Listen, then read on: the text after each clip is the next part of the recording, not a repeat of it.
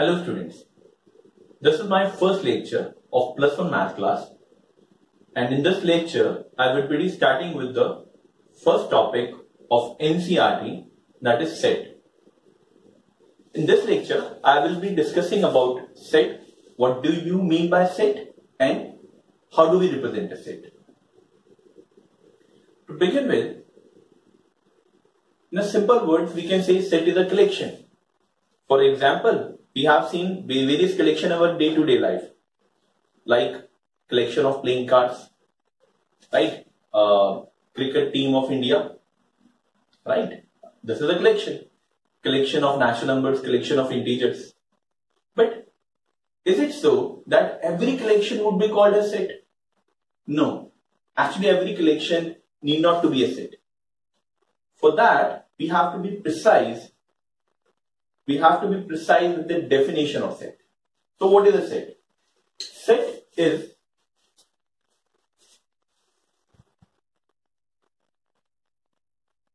well-defined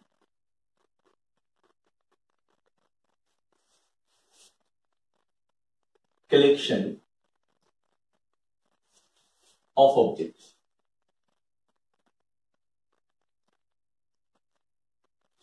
Set is well-defined collection of objects. Now, please, I have given a weightage to these two words, well-defined. Now, what do you mean by well-defined? Let's go with an example and then understand, do we call this example as a set or not? Firstly, let's say, we'll go with this example. Collection of top 5 batsmen of the world. It is a collection. But is it that this collection would be called a set? Now, देखिए, to be very precise, as we have said, set is a well-defined collection of objects. Now, when we are talking well-defined, it means that this collection should not vary from perspective of one person to another person. For an example, we are talking about this collection of top 5 batsmen of the world. अगर मेरे से पूछा जाए top 5 batsman of the world में भी कि मैं name लूं तेंदुलकर का, मैं नेम लूं सहवाग का, लारा का, बट बीइंग यंगस्टर्स आप लोगों से अगर ये क्वेश्चन पूछा जाए, शायद आप इनमें से कोई प्लेयर का नाम ही ना लो. आप लोग विराट कोहली, राइट, तो महेंद्र सिंह धोनी माइट बी, तो आप शायद बिगिनर्स का नाम लो. यानी कि ये जो कलेक्शन हुई वो मेरे और आपके अकॉर्डिंगली वेरी कर गई. So that collection wouldn't be called a set. I hope you're getting well defined. That defined should not vary from persons to person's perspective, right? Let's go with the second one. So I have declared that this is not a set because it does vary. Collection of prime integers. Prime integers. Okay. Now think in this manner. Prime integers कौन-कौन से होते हैं? Yes, come on. 3 होते हैं. Infinite. So क्या ये set हुआ? देखिए, it is again a collection, but this collection contains infinite element. So should be called a set. The thing is, when we are talking about when we are checking for a collection to be a set, it doesn't matter कि it would have an infinite number or a finite number, but it should be fixed. Whether this element would be included in this collection or not, it should be fixed, right? And ये तो fixed है कि कौन-कौन से numbers इस collection के अंदर आएंगे. For an example, 4 इस collection के अंदर नहीं आएगा, 6 इस collection के अंदर नहीं आएगा, right? We know that इस collection के अंदर कौन-कौन से elements आएंगे और वो मेरे या किसी और person की correspondingly vary नहीं करेगा. But एक और question है.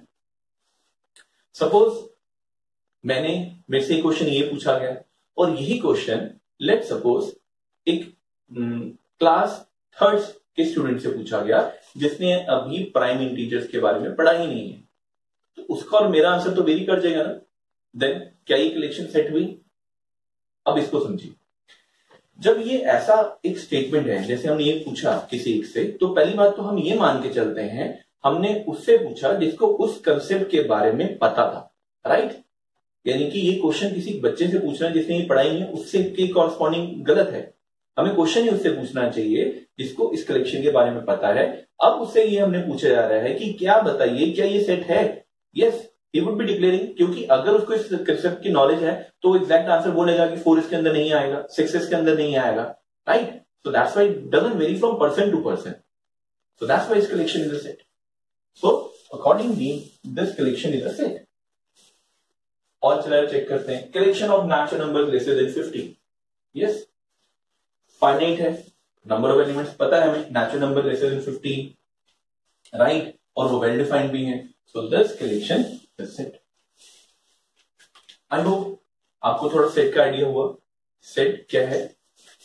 Well defined collection of objects, right. अगर आप सेट समझ चुके हैं, अब आगे टॉपिक पे बात करते हैं। Now once we have gone through the set, now we will talk about how to represent a set.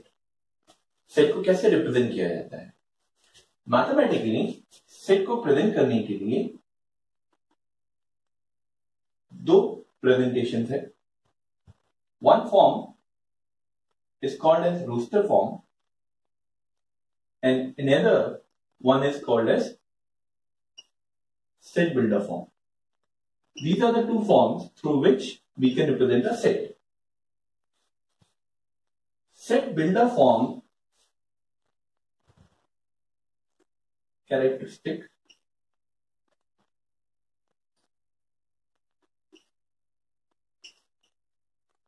form है। Now पहली बात तो इनका क्या मतलब होता है?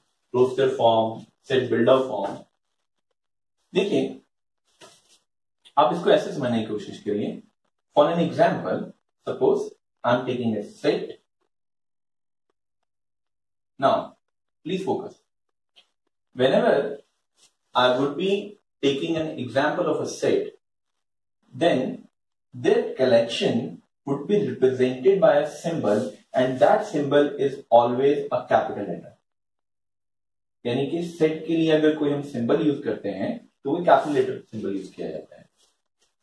एज वेल एज जो ब्रैकेट्स यूज की जाती हैं उस कलेक्शन में क्या क्या एलिमेंट्स इंक्लूडेड हैं उनके लिए ब्रैकेट फिक्स की जाएगी कि इसके अंदर हमने कलेक्शन लिखनी है, और वो ब्रैकेट्स जो यूज होती हैं that is curly brackets.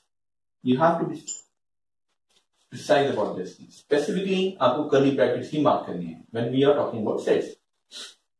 Okay, अब जरा प्लीज चेक करिएगा। मैंने एक सेट लिखा, इसके अंदर मैंने एलिमेंट्स लिखे A E I O you,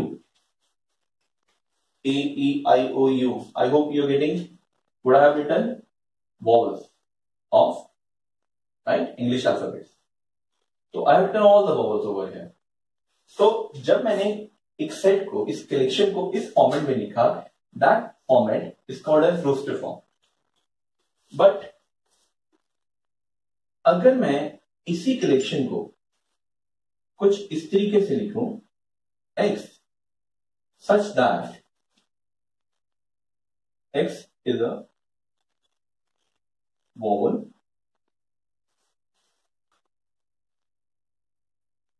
of English.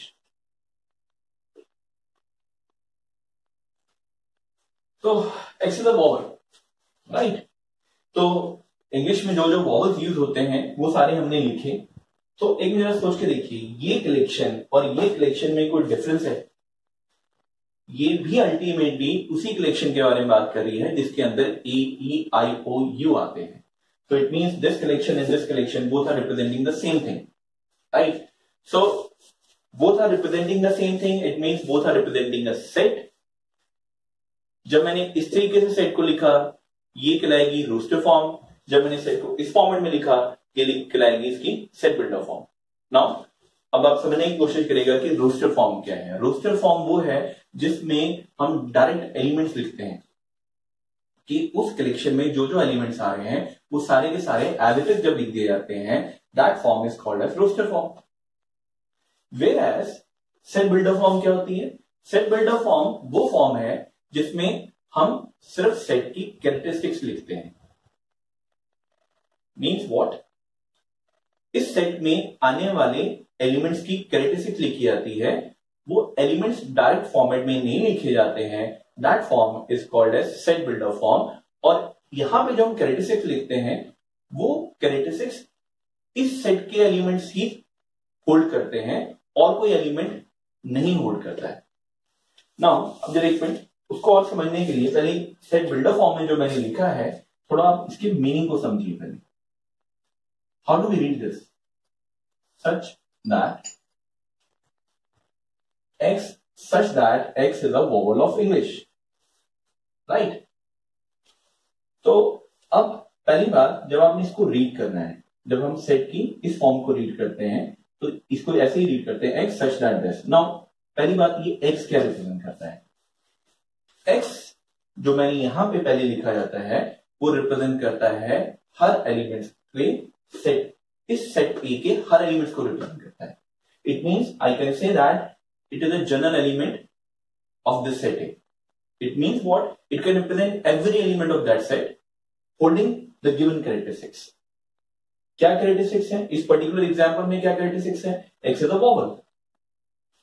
थोड़ा और एग्जाम्पल के थ्रू समझ के देखते हैं। सपोज अब मैं एक और कलेक्शन लिखता हूं, 1 2 3 4। Suppose this collection is a set and this collection has been represented by set B।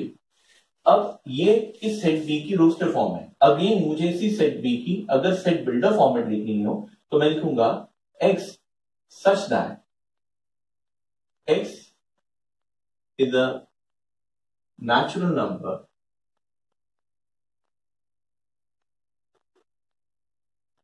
less than 4, less than equal to 4 or less than 5, right?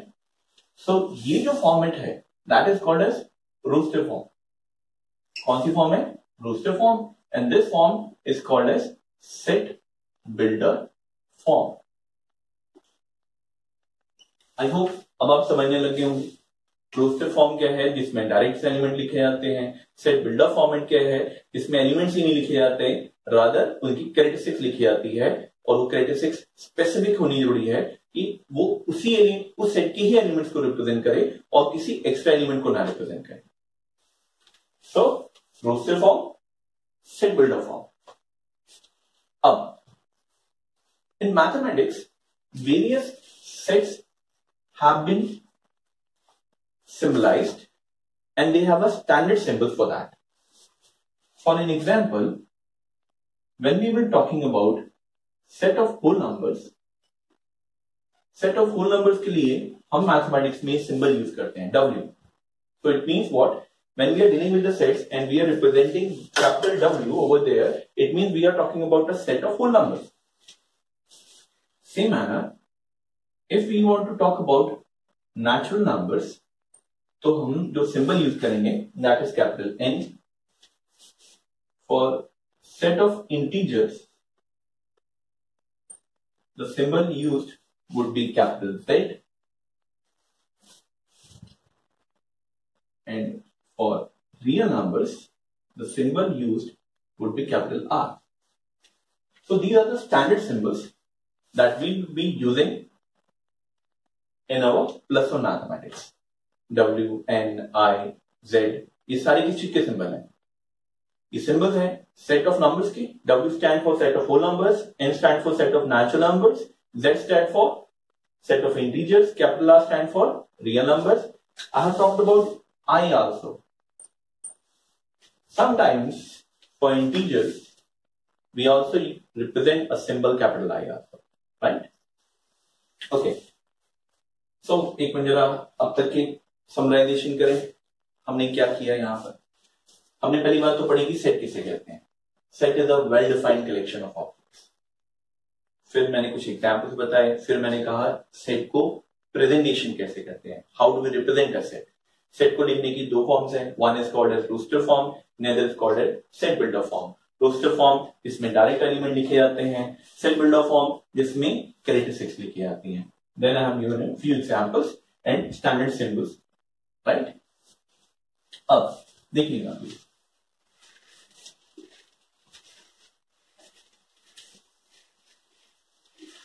there are few symbols that we would be using in our plus one mathematics and we haven't used earlier up till class 10.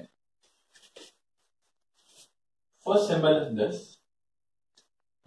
This symbol is read as belongs to.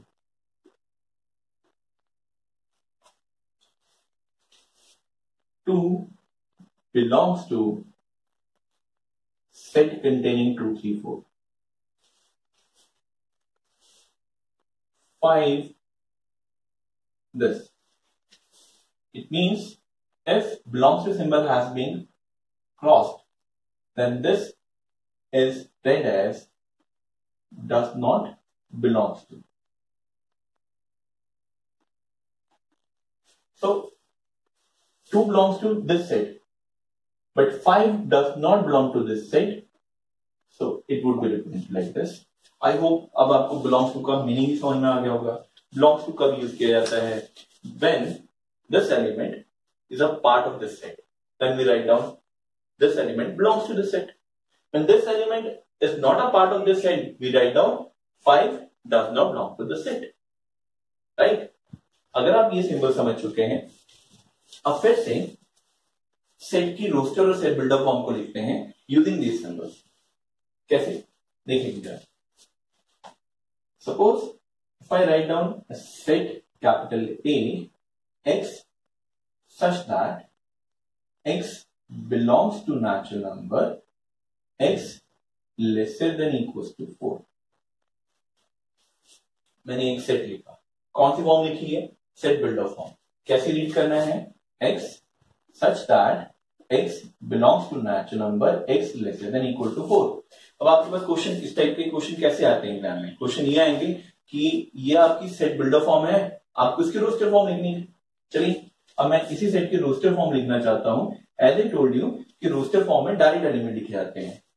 तो वो कौन से element लिखने हैं? जो कि set के अंदर आते हैं.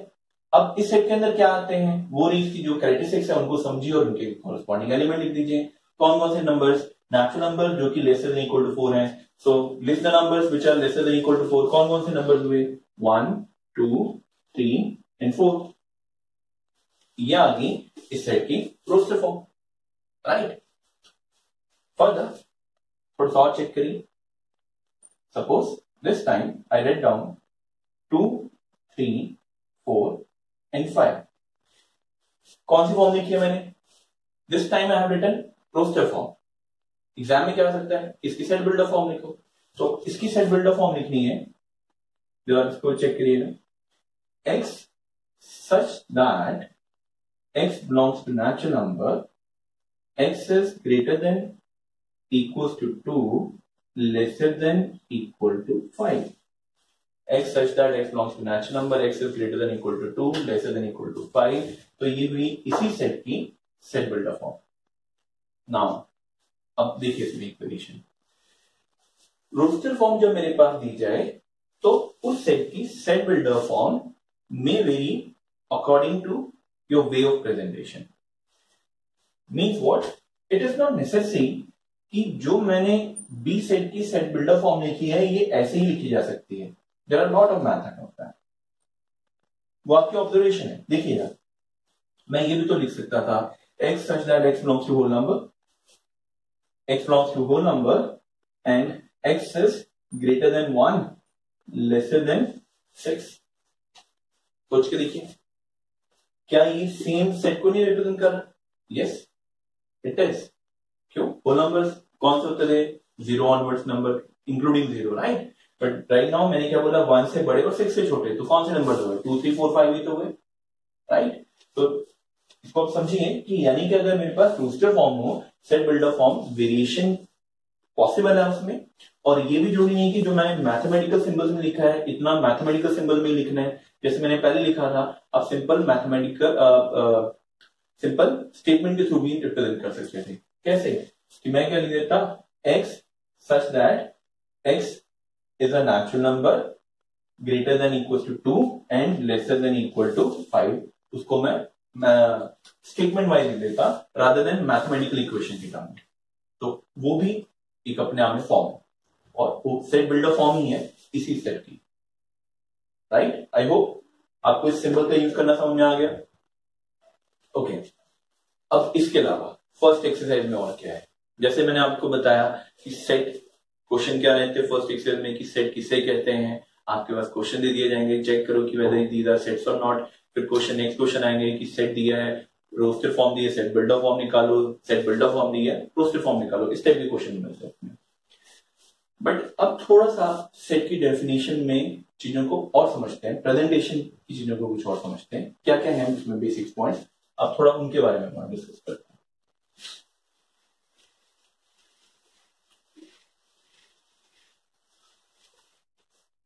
While representing a set, arrangement of elements does not matter. This is an important point. देखिए जरा इस बारे में, सपोज मुझे कोई एक सेट लिखने को कहा जाता x such that x belongs to whole number lesser than equals to 3. तो अगर किसी स्टूडेंट ने इसको रीड किया और उसने आंसर लिखा 3, 2, 1, 0 lesser than equal to 3, x क्या होना चाहिए था होल नंबर, तो ये एलिमेंट्स आए। बट किसी दूसरे स्टूडेंट ने इस आंसर को ऐसे लिखा 0 से स्टार्ट होता है होल नंबर, कहां तक जाना है 3 तक जाना है। तो क्या ये दोनों सेम सेट है या डिफरेंट सेट है? Both are same set. तो ये था मेरा पहला पॉइंट जो मैंने बोला, order of elements, arrangement of element does not matter in case of set. कि आपने एलिमेंट सेम होने चाहिए, कंटेंट सेम होना चाहिए, रिप्रेजेंटेशन डजंट मैटर कि आपने किसको पहले लिखा है किसको बाद में लिखा है, it doesn't matter in the case of sets. One more important point, first point and the second point. Normally, while writing down roster form, we do not repeat an element. For an example, I need to write down x. X is a letter of word है, let's say book. So I have written a set A x such that x is a letter of word book, right? तो ये set builder form है, मुझे इसी set की roster form लिखनी है। If I need to write down its roster form, I would write down BOK। BOOK लिखने की जरूरत नहीं है उसे में। So this is the second point. क्या मैंने पॉइंट बोला कि जब हम सेट में रोस्टर फॉर्म लिखते हैं तो किसी भी एलिमेंट को रिपीट नहीं करते हैं। लॉजिकली हमें मीनिंग समझना था। यहां पे क्या था, सेट क्या था, सेट वाज कलेक्शन। इसमें किस चीज की कलेक्शन थी? बुक वर्ड में जो लेटर यूज हुए हैं उनकी कलेक्शन थी। कोई लेटर चाहे मल्टीपल टाइम यूज हो, इट डजंट मैटर। वहां पे उन्होंने पूछा था collection of letters used in the word, so collection of letters में क्या आया, BOK आया, but that's it. So this is the second point, right. So all these points जो मैंने आपसे डिस्कस किए इस लेक्चर में covers NCERT exercise 1.1. Now you would be able to solve each question of exercise 1.1, but you have to apply your knowledge, right? So practice this question of NCERT exercise 1.1, right? Okay for today. Bye bye.